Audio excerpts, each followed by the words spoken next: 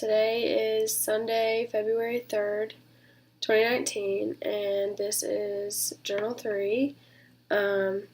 This journal is about a challenging follow-up evaluation that I've experienced. So I guess a little rundown of the athlete.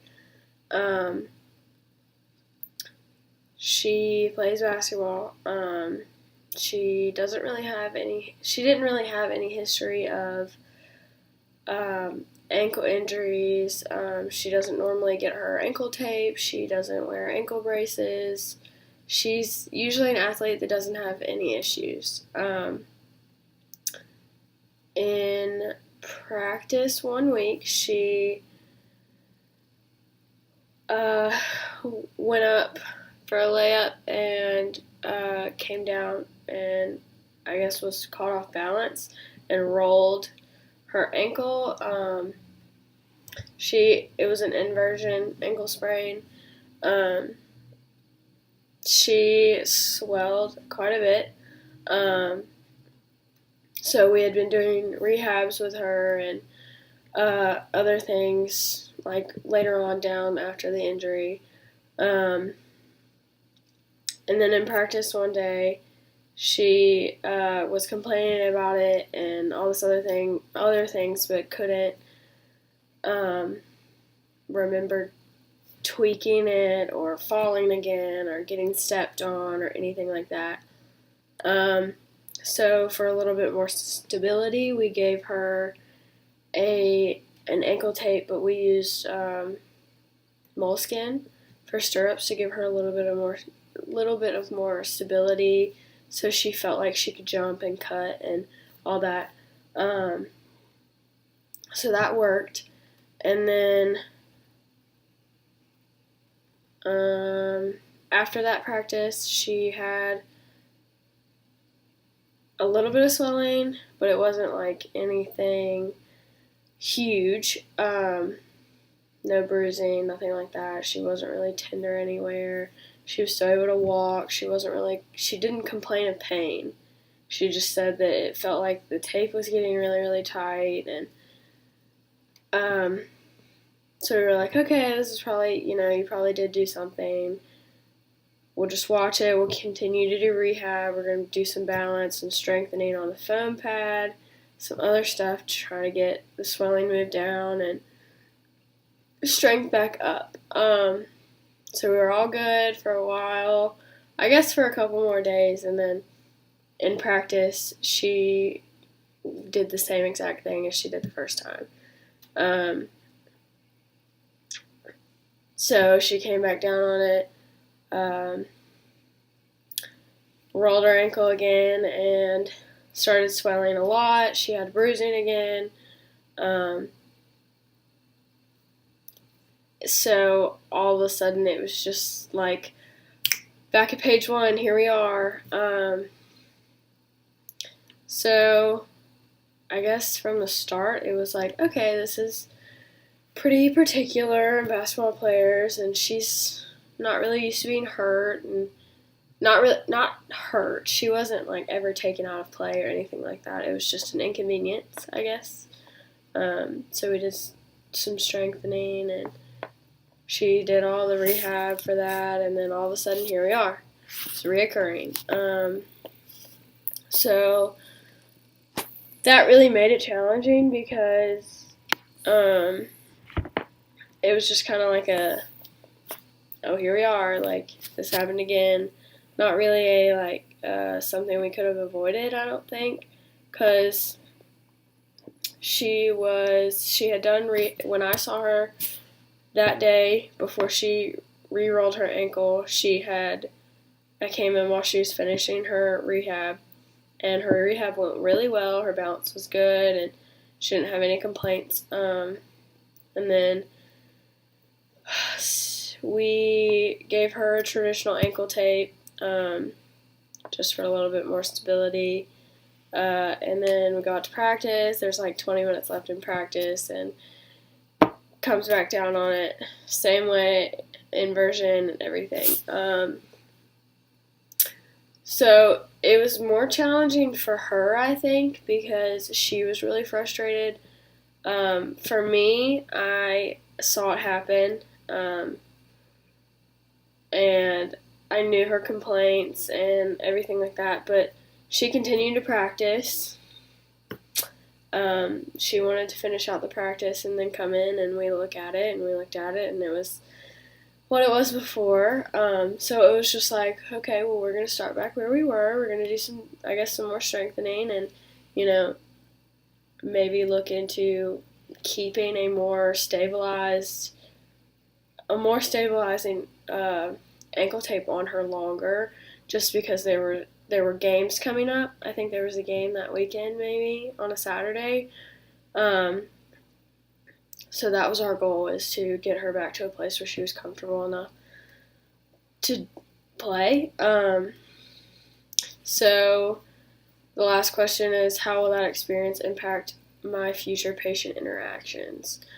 It made me feel not, I don't want to say annoyed. It frustrated me because I knew that she was frustrated. Um, she was really frustrated, and that was her most, like, highest complaint. It's just, I'm really frustrated. Why is this happening to me? Um, so it kind of brought me back down to a more of like a me being a student athlete. That I used to be a student athlete, I kind of took on that role of, like, talking to her about, like, these things happen, like, once you sprain it once, like, it's just like, it's just, can't do anything about it. Like, someone pushes you and you fall off balance, like, and we also talked about, what kind of how supportive her shoes were, because they have kind of low top, high top in the middle, like mid-rise basketball shoes, and the top of it is kind of like a neoprene material. And we were talking about, how supportive do you think that makes your ankle feel? Do you feel supportive in those shoes? Do you want to practice in some high top shoes? Um, have you had any other issues? Do you have, like, she was just really frustrated, and I felt really bad. Because I couldn't give her the answer that she wanted to say that this isn't going to happen again. Because the likelihood of that happening is huge. I think that it made put me in a better place as, I guess, her caretaker, or as an AT student on the case. It put me in a position where I could relate to her, or she could relate to me. We could relate to each other. And just her knowing that she needed to start over and, continue doing rehab and stuff like that. Her schedule was really busy, and, she's a really sweet girl, and she didn't want to hurt anyone's feelings, but she was like, this is really annoying.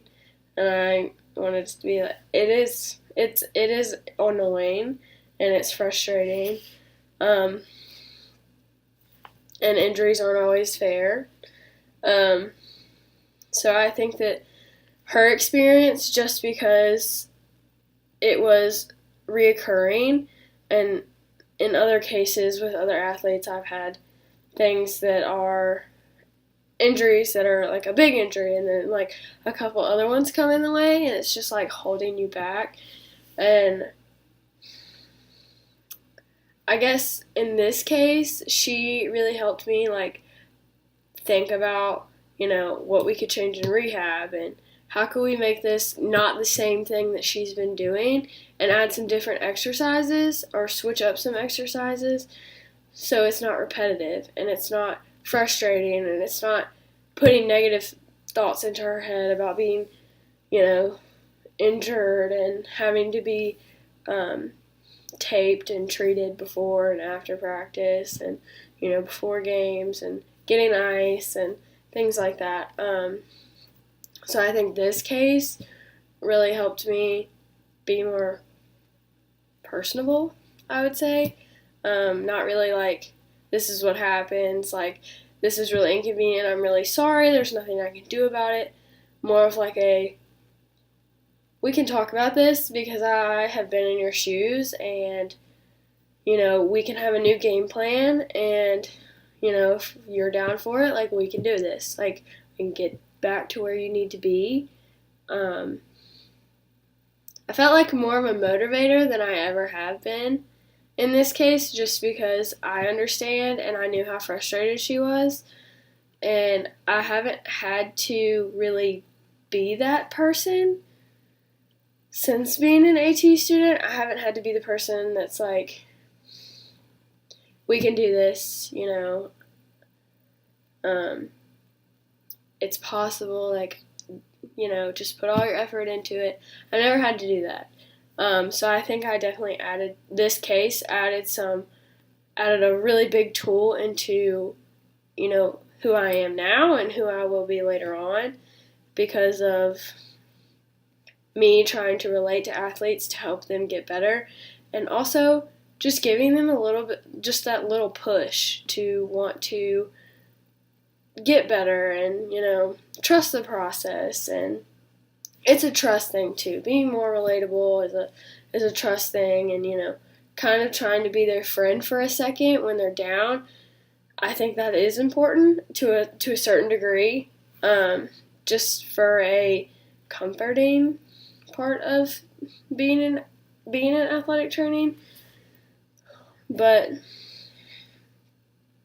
it was frustrating, and I definitely did grow from it, which is always the goal, I guess, for me, is to grow.